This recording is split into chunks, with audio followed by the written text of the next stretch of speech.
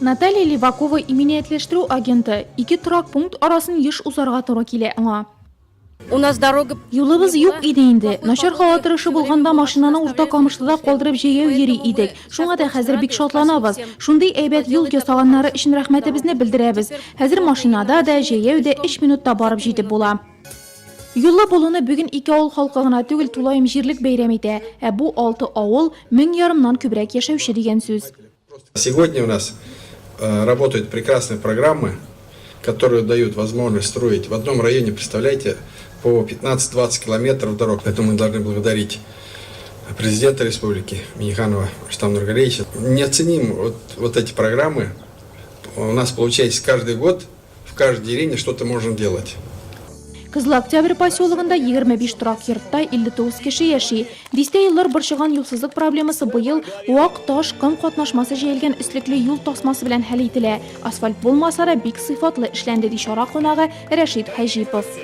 Она сделана в переходном типе покрытия, но несмотря на это, то, что здесь нет асфальта, эта дорога позволит в любую погоду и весной, и осенью добираться спокойно жителям и Камышлов, и Красного Октября до дома нормально, без проблем.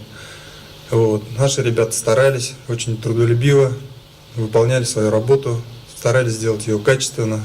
Тантана сәбәпчеләре юлчыларга мактау кәгазьләре, рәхмәт хатлары тапшырылды. Район турак пунктлары арасында транспорт артерияләре сузучыларның берсе Татарстан Республикасы транспорт һәм юл хуҗалыгы министрлыгы мактау кәгазе иясе. Кешеләргә тигез шома юллар төзергә тырышабыз, шатланып йөрсеннәр. Кызыл Октябрьдә яшәүчеләргә бер дигән юл салдык. Урта Камышлы республика программалары буенча төзелүче объектларга бай җирлек, капиталь ремонтланган мәктәп һәм балалар бакчасы, яңа төзелгән җирлек башкарма комитеты бинасы һәм юлга, фельдшер-акушерлык пункты өстәлергә тора. Бәйрәм кунаклары аны да карап чыкты.